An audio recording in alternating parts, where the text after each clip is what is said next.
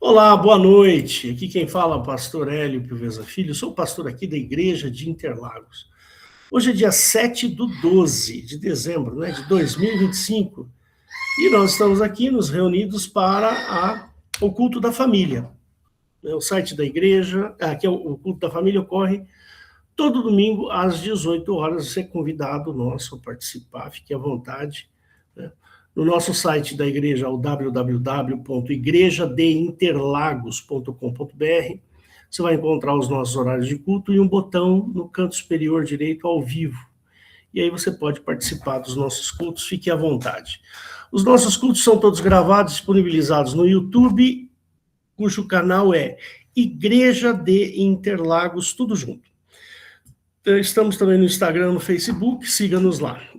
Perguntas podem ser encaminhadas no e-mail faleconosco@igrejadeinterlagos.com.br, ou então, lá na nossa página vai ter o meu WhatsApp e você pode entrar em contato comigo direto e fazer perguntas se você quiser.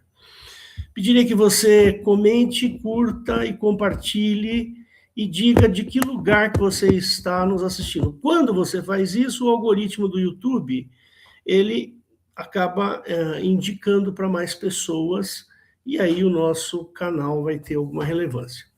Peço que você se inscreva no canal, assine o sininho das notificações e seja bem-vindo. Então vamos ao nosso culto. Quero fazer uma breve oração, você possa acompanhar aqui comigo. Fecha seus olhos, não tem problema se você estiver assistindo o culto, não tem problema nenhum. Senhor Jesus, obrigado por esse momento tão bom na tua presença, onde nós podemos nos reunir como igreja, como corpo de Cristo, para te adorar, para conhecer melhor a tua palavra, para aprender, para sermos, Senhor, redarguidos, para sermos instruídos. Peço, Senhor, que o Senhor abençoe qualquer pessoa que venha, porventura, assistir este vídeo, ou aquele que estiver agora ao vivo conosco, Senhor. Peço a tua bênção. Abençoa a Eliette, que vai trazer a mensagem, usa a boca dela para trazer a tua palavra, cuida da família da Eliette, abençoa a casa dela, livra de todo o mal, abençoa o Fernando, a Desirê, as crianças, os netinhos da Eliette, e que o Senhor possa, Senhor, abençoar e trazer segurança na vida da Eliette. E todos esses problemas, alguns probleminhas de saúde, Senhor, que ela tem passado, que o Senhor possa resolver esses probleminhas de saúde o mais rápido possível. Nós te agradecemos e oramos no nome santo e soberano de Jesus. Amém. Amém. Glória a Deus, irmãos. Irmãos, vocês sabem que quando a gente traz uma palavra, a gente é atingido antes, né? E eu gostaria que os irmãos ficassem até o fim, porque eu achei que ficou muito interessante essa palavra. Por quê? Eu vou falar de uma parábola que é muito conhecida. Aí eu fiquei ouvindo algumas coisas assim na internet, e todas as pregações são muito curtas, tipo 5 minutos, 10 minutos, porque a pessoa fala o básico, o óbvio, mas, conforme eu fui analisando essa palavra, Deus acabou me mostrando outras coisas, né? E eu achei que ficou, assim, bastante instrutiva, né? Muito interessante para o nosso conhecimento, para alimentar a nossa alma e o nosso espírito, né? Eu vou falar, que a última vez eu falei alguma coisa sobre o Sermão da Montanha, né? E agora eu vou falar uma das passagens, quando Jesus falou que a nossa casa tem que estar na rocha, né? Então, logicamente, a casa na rocha quer dizer que a gente tem que ter uma vida sólida com Jesus, né?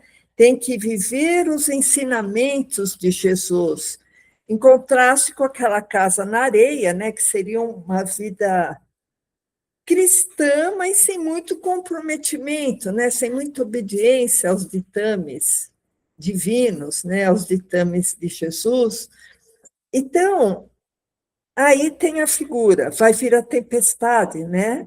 E a tempestade irá desabar nas duas casas. Não é porque uma das casas está fincada na rocha que lá não vai vir a tempestade. Vai vir a tempestade também, né? E aí a gente vê a importância da fé, a importância da obediência, a importância daquele fundamento inabalável, né?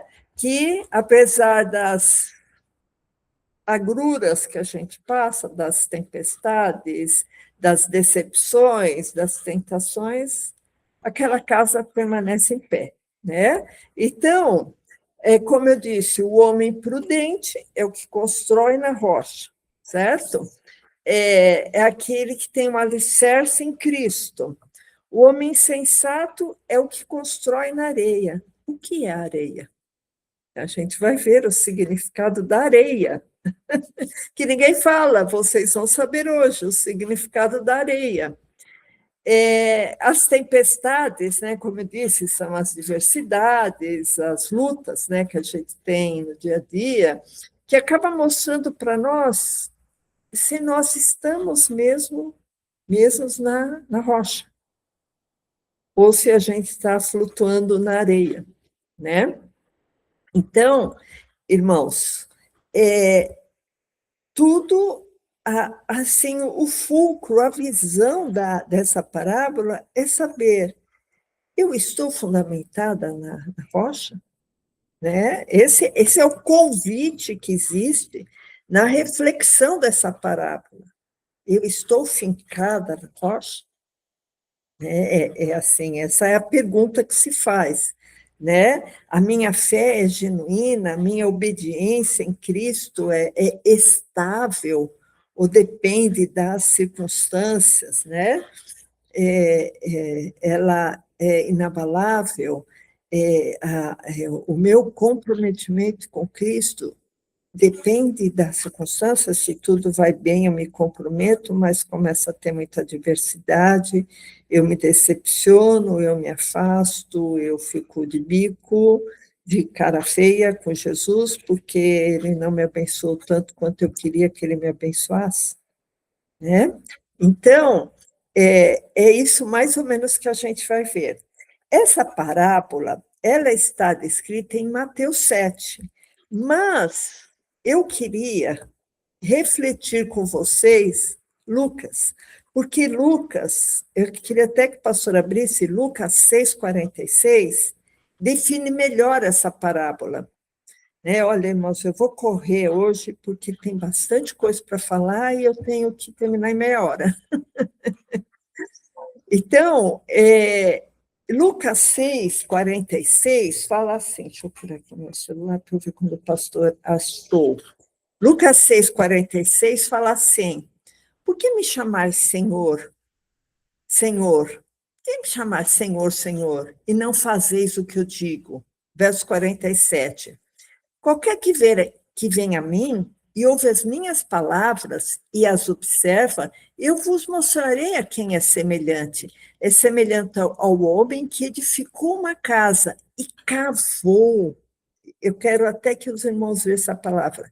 Cavou e abriu bem fundo e pôs os alicerces sobre a rocha. O que quer dizer esse cavou? Pode deixar aí, pastora, o texto, eu só quero parar um pouco nesse cavou. Porque, irmãos, todos nós conhecemos, assim, de filme, de documentário, a geografia lá da Palestina, de Israel, da Galileia, de Nazaré. Geralmente são planícies muito arenosas, né? Pouca vegetação, mas são planícies bem arenosas. A gente não vê nenhum penhasco lá, porque geralmente quando a gente pensa, a casa sobre a rocha é pegar um penhasco e colocar a casa lá em cima do penhasco e colocar os alicerces dentro do penhasco, que é a rocha. Não é, por isso que eu quis trazer aqui, irmãos, porque não é essa visão. Lá, o terreno é arenoso. Qual vai ser a diferença? Um vai cavar fundo até a rocha, e o outro, que é mais displicente, vai cavar pouca coisa, que vai cavar lá meio metro, fazer os alicerces na areia. Porque, como eu disse, todo o terreno lá em Israel é arenoso, né? E aqui, no verso 48, fala assim, é semelhante ao homem que edificou uma casa e cavou, e abriu bem fundo, foi lá no fundo, e até achar a rocha. E vindo a enchente, bateu com ímpeto a corrente naquela casa, e não a pôde abalar, porque estava fundada sobre a rocha. Houve um trabalho, houve uma ação em buscar a rocha. Mas o que ouve e não pratica é semelhante ao homem que edificou uma casa sobre a terra, né, sobre a areia, sem alicerces, na qual bateu com ímpeto a corrente e a casa caiu, logo caiu. E foi grande a ruína daquela casa. Então, irmãos, se a gente raciocinar dessa maneira, que as duas casas externamente têm a mesma cara, só que uma, o alicerce foi até a rocha, e a outra foi feito alicerce na areia, por fora as casas são exatamente iguais. Porque, como eu disse, não tem penhascos lá em Israel. Lá é uma planície arenosa. Logicamente, tem os montes, né? Tem vegetação, mas as casas eram construídas nas planícies, né? Então, o efeito externo da casa é o mesmo. O cristão que está alicerçado na rocha tem a mesma, muitas vezes, a mesma cara e o mesmo jeitão de um cristão que é displicente, porque a gente, irmãos, não conhece a intimidade de cada um. A gente não sabe o que cada um está fazendo no seu dia a dia. Quais são as ações, se ele está obedecendo, porque a gente conhece os cristãos, os irmãos, na igreja, né? A gente não conhece os cristãos no seu trabalho, na sua escola, nos seus negócios, nas suas conversas, nas suas amizades. A gente não conhece, quem conhece é Jesus, né? Ninguém é investigador para ficar investigando a vida do irmão. E externamente, todos são cristãos, todos que estão na igreja são cristãos, e visualmente não é possível saber qual é a casa que tenha o alicerce na rocha, né? Então, por quê? Porque os dois construtores, vamos dizer, os dois pedreiros, cavaram, só que um deles cavou profundo, fez um alicerce, fez uma estaca profunda, com ferro, com elementos fortes, lá na rocha, né? E o outro não, o outro fez um alicerce comum de tijolo na areia, né? Então, dá muito trabalho alcançar a rocha, né?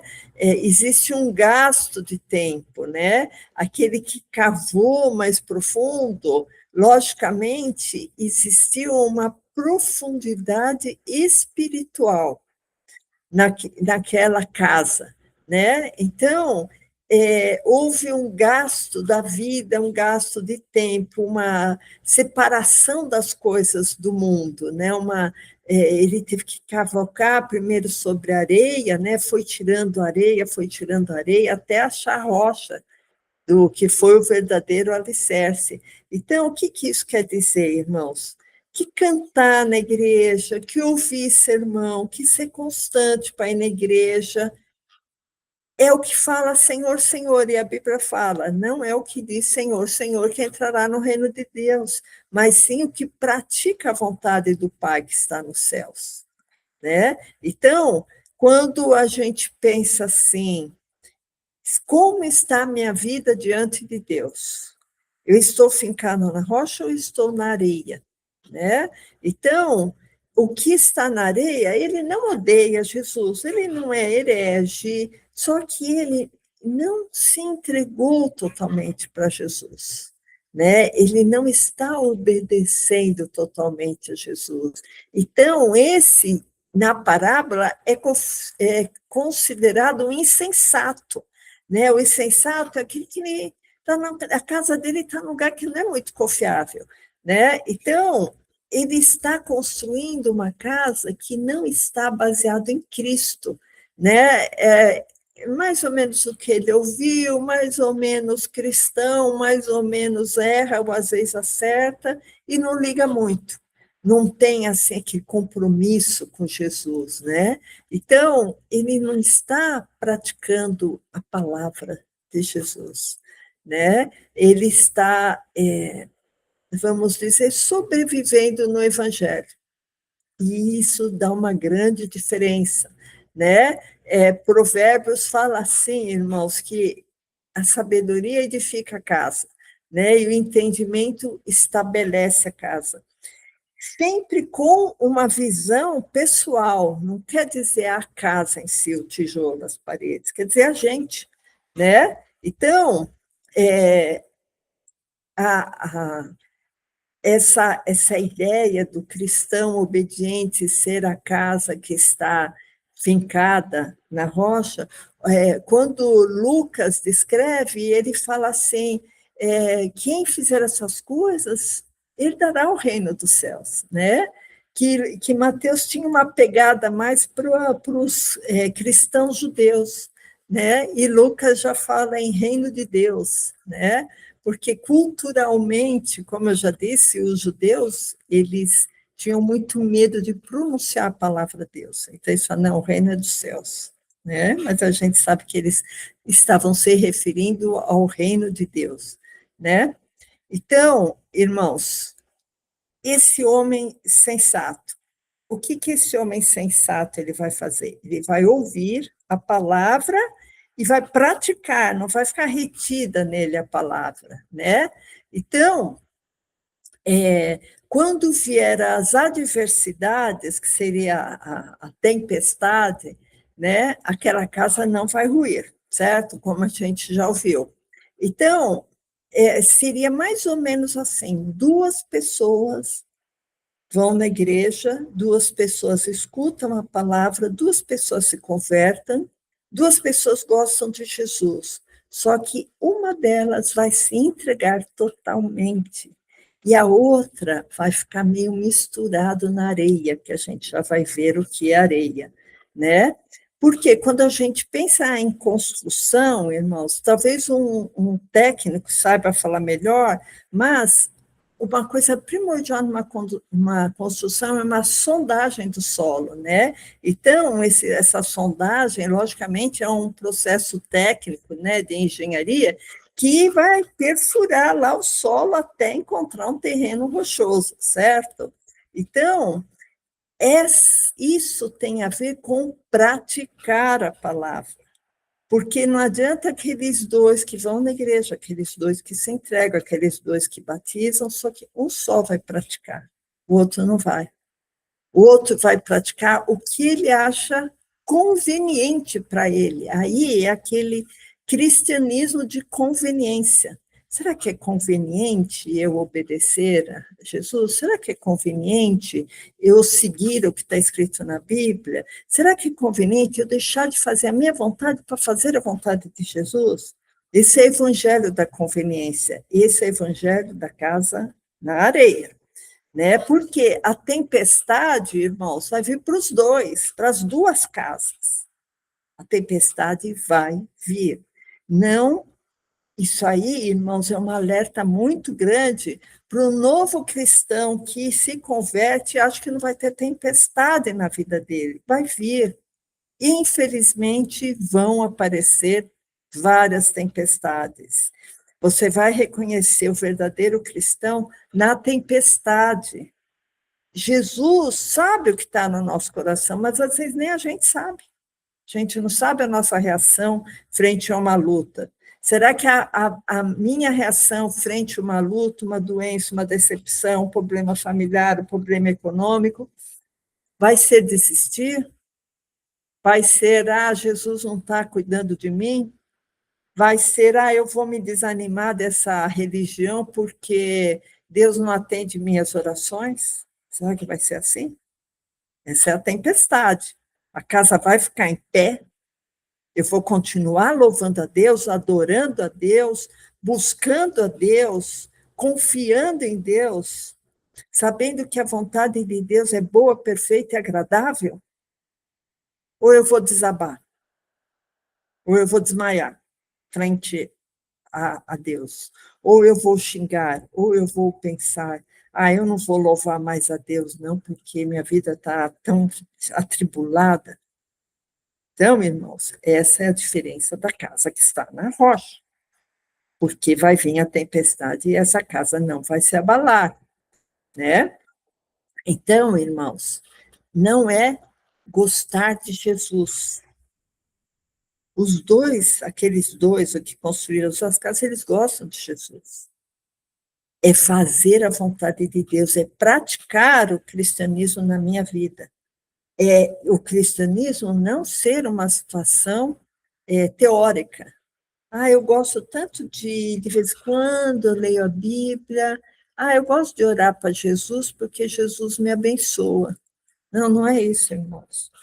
É praticar o que está escrito no Evangelho. É ler a Bíblia, sim. É orar, sim. E orar pelos outros, sim. Orar por mim, sim. Mas é praticar no dia a dia a vontade de Deus, é estar fincado na rocha. E isso depende do tipo de construção, não depende daquela areia. Porque aquela estaca do cristão verdadeiro não está na areia, está na rocha.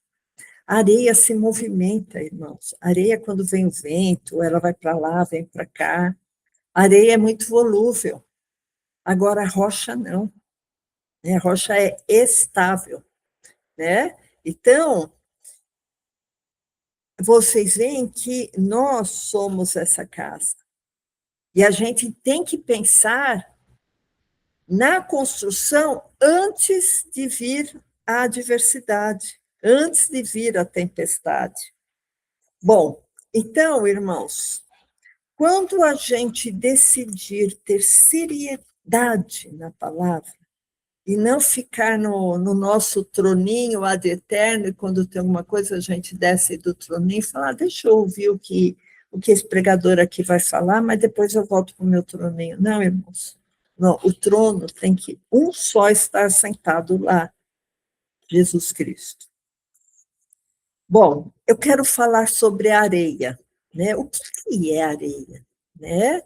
O insensato, então, construiu a casa na areia. Qual o significado da areia? O significado bíblico da areia. Areia são pessoas, né? É viver o evangelho, aquele que construiu a casa na areia, ele está vivendo o seu evangelho segundo a opinião das pessoas. Eu vou dar até um exemplo, irmãos. Quando eu me converti, eu tinha acho que uns 18, 19 anos, mais ou menos. Aí meu pai me falou assim, você já consultou sua mãe sobre essa história de você se converter? Né? E aí eu pensei, eu não tenho que consultar ninguém. Eu não falei nada por respeito. Mas no meu coração eu falei, eu não tenho que consultar ninguém para me converter. Porque se eu for consultar pai, mãe, irmão, marido, você acha que eu tenho que ir lá na igreja? Porque eu estou consultando pessoas que são areia. Eu estou fincando minha casa na areia. Eu vou provar para vocês, como diria o pastor Olavo, vou provar que pessoas são areias. Né? É a gente depender do evangelho de opinião do mundo, de opinião das pessoas. Será que eu vou fazer isso? Será que o mundo vai aceitar? Será que é aceitável para a opinião das pessoas, a opinião do mundo, o que eu falo, o que eu penso? Ou será que quem está me guiando é Jesus ou é o mundo? Quem está me guiando é Jesus ou é a moda? Quem está me guiando é Jesus ou o que estão falando na internet? O que está me guiando é a Bíblia? É a palavra de Deus que está me guiando? Ou é a opinião de A, B ou C? Né? Isso tem a ver com areia, irmãos. São pessoas que se preocupam com as pessoas que a cercam, antes delas tomarem decisões, que elas estão vendo claramente que é a vontade de Deus. Então, eu queria que o pastor abrisse em Gênesis 22, 13. Gênesis 22, 13, para a gente ver esse episódio, só para contextualizar para os irmãos, é quando Abraão tem que apresentar o seu filho para ser sacrificado, né? Abraão apresentou Isaque. Então, Gênesis 22, 13 fala assim: então levantou Abraão seus olhos e olhou, e eis um cordeiro atrás dele, travado pelos chifres no mato. E foi Abraão e tomou o carneiro e ofereceu em holocausto em lugar do seu filho. Vocês sabem essa história, certo? Que Isaque tinha sido pedido por Jeová, e aí o carneiro morreu no lugar de Isaque. Aí, pula para o verso 16, pastor. 16. Gênesis 22, 16. E disse, por mim, daqui é Jeová falando, e disse, por mim mesmo jurei, diz o Senhor, porquanto fizeste essa ação e não me negaste o teu filho, o teu único filho, que deveras te abençoarei, grandissimamente multiplicarei a tua descendência, como as estrelas do céu e como a areia que está na praia do mar. Como a areia que está na praia do mar, se o pastor puder destacar, como a areia que está na praia do mar. Então, quem é a areia que está na praia do mar? É a descendência de Abraão, né? São todas as pessoas, somos nós, né? São todas as pessoas. A areia representa pessoas, irmãos. É construir, quem constrói sua casa na areia, constrói a sua religião baseada na opinião das pessoas, né? A areia também é vista como uma vida religiosa, mas independente de Deus, né? Aquele cristão que se preocupa com as coisas cotidianas do mundo. Eu queria também que o pastor abrisse em 1 Reis 4:20. 1 Reis 4:20. Que também está, para deixar bem claro, irmãos, que areia são pessoas. Tá? 1 Reis 4:20. E eram, pois, os de Judá e Israel muitos, como a areia que está junto ao mar em multidão, comendo, bebendo e alegrando-se. Né? Então, está bem claro que areia são pessoas. E a nossa religião, a nossa ligação com Deus, o nosso relacionamento com Deus tem que depender de Jesus, tem que depender do Espírito Santo, e não dos conceitos humanos, e não dos conceitos mundanos, e não dos conceitos de até pessoas próximas. Temos que respeitar os que estão próximos? Temos. Mas a vontade que tem que prevalecer na nossa vida é a vontade de Deus. Bom, agora vamos falar da rocha. A rocha é mais fácil, né? Então, eu queria que o pastor abrisse em 1 Pedro 2:3. Lógico que a casa tem que estar alicerçada na rocha. Deu mais trabalho chegar na rocha? Deu. Dá mais trabalho ser cristão? Dá. Porque a Bíblia mesmo fala que largo é o caminho da perdição. E o caminho de Jesus é um caminho estreito. Isso quer dizer que dá mais trabalho seguir a Cristo. Mas é um trabalho que compensa, né? Não é o caminho largo, não é o caminho fácil. Então, a casa alicerçada lá na rocha deu mais trabalho de chegar lá. 1 Pedro 2, verso 3. Se é que já provasses que o Senhor é benigno, e chegando-vos para ele, pedra viva. Jesus é pedra, Jesus é rocha. Pedra viva reprovada, na verdade, pelos homens. Olha, a pedra que é Jesus, ela foi reprovada pela areia, né? Mas, para com Deus, eleita e preciosa. Vós também, como pedras vivas, sois edificados casa espiritual e sacerdócio santo, para oferecer sacrifícios espirituais agradáveis a Deus por Jesus Cristo. Por isso também, na Escritura se contém, eis que põe em Sião a pedra principal da esquina, pedra principal, rocha, Jesus é rocha, eleita e preciosa, e quem nela crer não será confundido. Assim para vós, os que credes, é preciosíssima, preciosa, mas para os rebeldes, a pedra que os edificadores reprovaram. Essa foi a principal pedra de esquina. Os edificadores, né, o sistema mundano, o sistema político, o sistema econômico, o sistema cultural. Jesus, ele é reprovado por esse sistema, irmãos. A cultura não fala de Jesus, a matemática não fala de Jesus, a ciência não fala de Jesus. Essa pedra que os edificadores reprovaram, essa foi a principal pedra de esquina.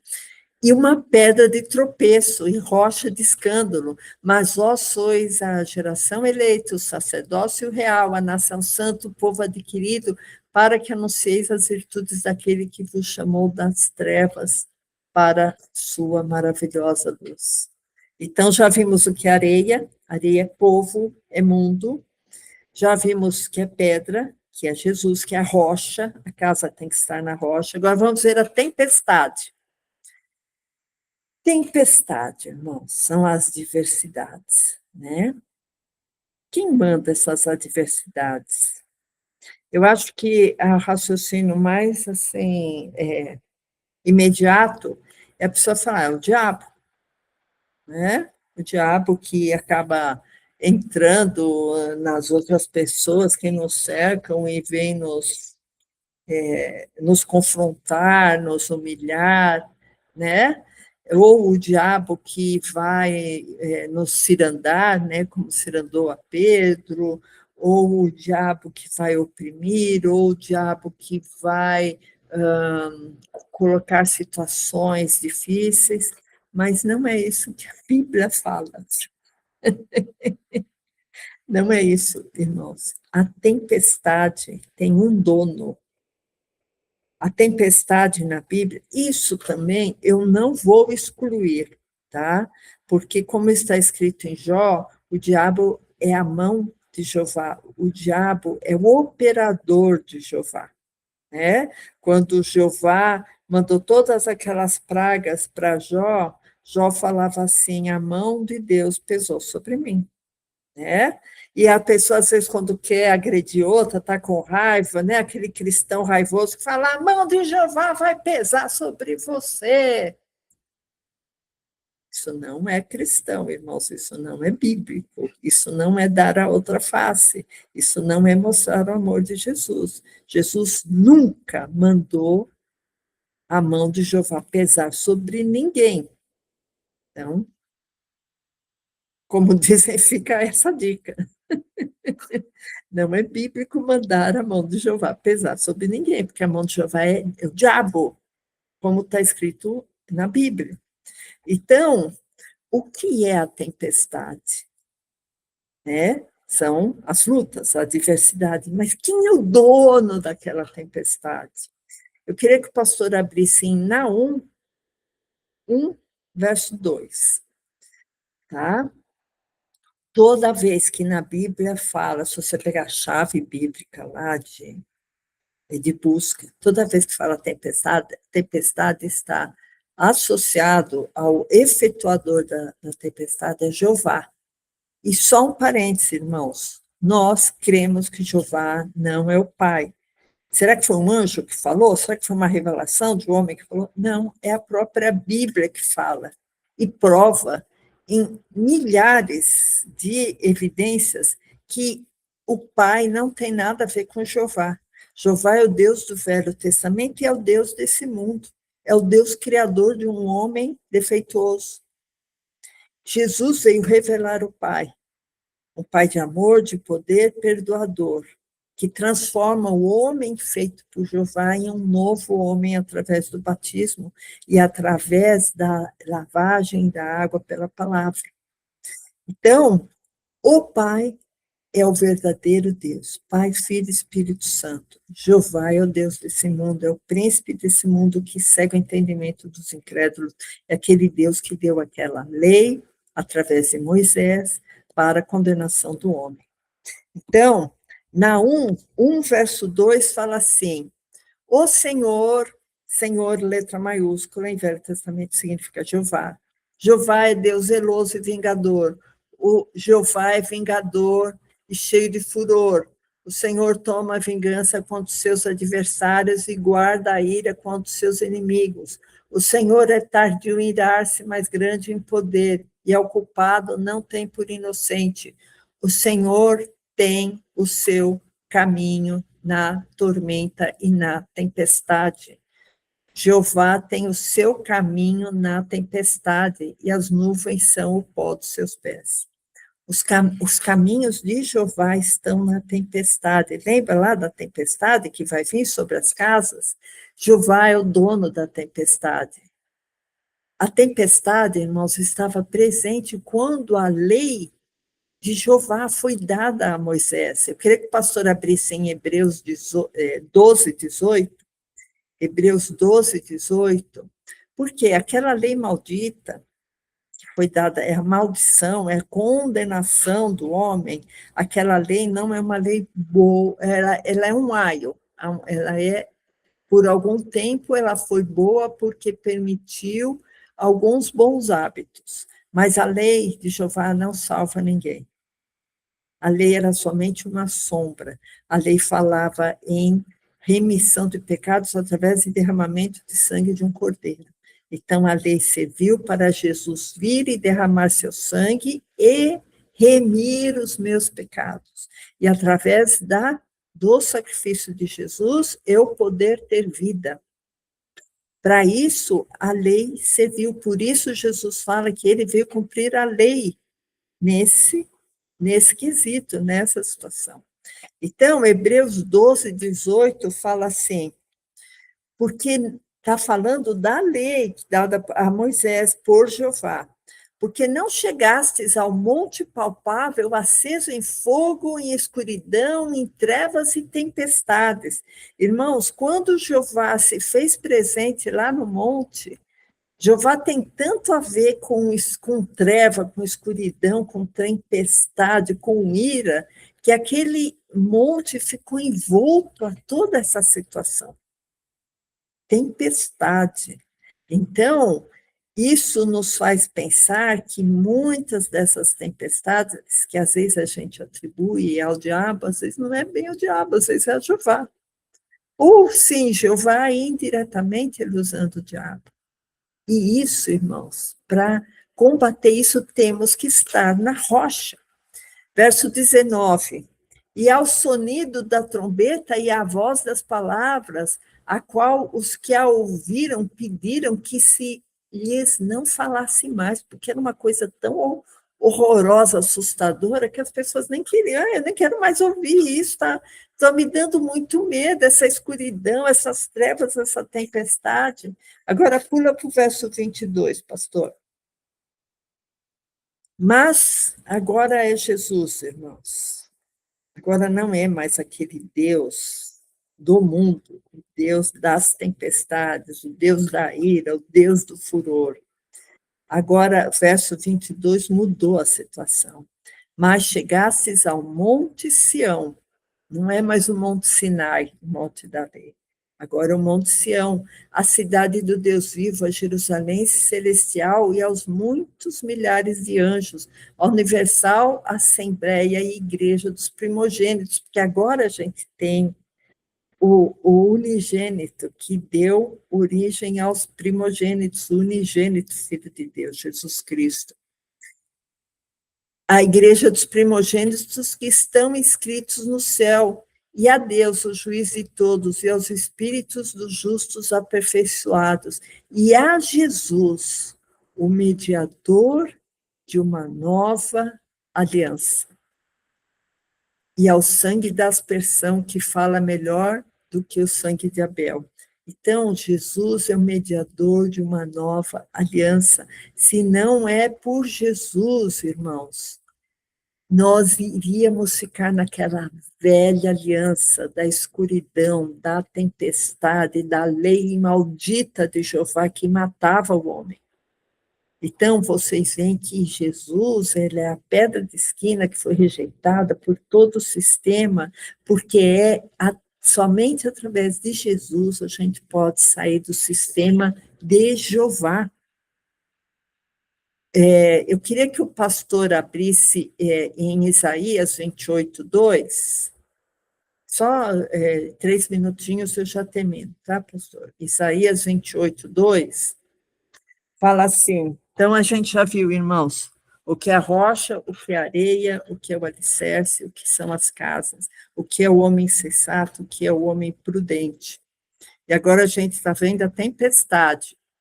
Então, em Isaías 28:2, Isaías está mostrando um Messias de Jeová que iria continuar trazendo tempestades, que, ao meu ver, é o anticristo. A gente já tem pregação aqui no canal do YouTube, né? Do Messias de Jeová. Então, Isaías 28:2 fala: eis que o Senhor tem um forte e poderoso, quer dizer, um forte, poderoso, tem uma pessoa que é forte, tem um Deus que é forte, tem um ente espiritual que é forte, poderoso. Aí ele fala, como que vai ser essa pessoa? Como tempestade de saraiva, tormenta destruidora, e como tempestade de impetuosas águas que transbordam. Ele, com a mão, derrubará por terra.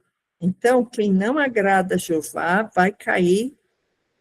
Quem não está na rocha, refazendo o raciocínio, quem não está na rocha está sujeito a esse Senhor que vai ser forte e poderoso e que vai estar envolto em tormentas. Mas, irmãos, Isaías, agora eu queria que o pastor abrisse Isaías 32:1, Isaías era um profeta, né? E ele também foi usado, vamos dizer, pelo Espírito de Jesus.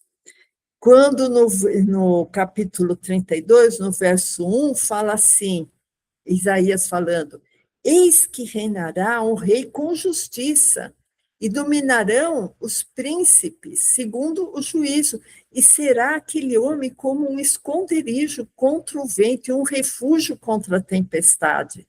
É isso que Jesus é, irmãos. Jesus, ele vai deixar a casa mais forte, casa na rocha, porque vai estar fincada nele, que é a rocha. E ele, por outro lado, também é um refúgio contra a tempestade, como ribeiros de água em lugares secos, e como sombra de uma grande rocha em terra sedenta. Então, Isaías 32:1 e 32:2 fala exatamente nesse refúgio da tempestade que é Jesus Cristo. Então, só para terminar, irmãos, eu queria que o pastor abrisse em Mateus 8:24, Mateus 8:24, porque Jesus, ele é o Messias do Pai, ao contrário do Messias de Jeová, que o que veio fazer o Messias de Jeová? Trazer a tempestade. O que veio fazer o Messias do Pai? Acalmar a tempestade. Né? Então, em Mateus 8:24, fala assim, e eis que no mar se levantou uma tempestade tão grande que o barco era coberto pelas ondas, né? Então, estavam os discípulos lá no barco e Jesus estava dormindo, tranquilo lá, e os discípulos todos apavorados, que era aquela tempestade. Verso 25. E os seus discípulos, aproximando-se, o despertaram, dizendo, Senhor, salva-nos que perecemos, né, nessa tempestade. Aí, verso 26. E ele, né, Jesus, disse-lhes, por que temeis, homens de pouca fé? Então, levantando-se, repreendeu os ventos e o mar, e seguiu-se uma grande bonança. Então, irmãos, com Jesus temos a garantia da casa na rocha, do homem sensato, da casa inabalável, e um Deus que acalma tempestades. Então, irmãos, melhor que isso não existe. Né? O caminho é estreitinho? É. Tem que cavar mais fundo para achar a rocha? Tem. A areia significa as pessoas e eu não posso estar relacionado ou dependente da opinião do mundo? Sim, porque eu estou na rocha. Amém, irmãos? Eu quero fazer uma pequena oração para terminar essa palavra. Senhor Deus, nós te somos gratos, Senhor, por essa palavra, por termos confiança, Senhor, que Tu desses a opção para nós, Senhor, que possamos optar pela casa que tem alicerces em Ti, Jesus. Entregamos nossas vidas em Tuas mãos, Senhor, para que Tu possas fazer conforme a Tua santa e bendita vontade, Pai.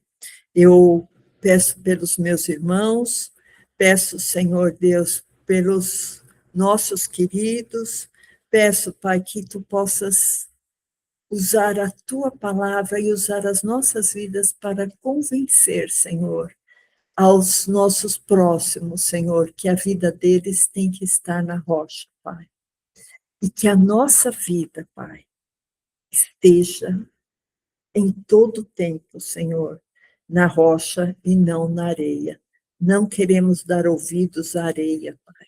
Queremos estar na rocha, que é Cristo. Eu oro em nome de Jesus. Amém.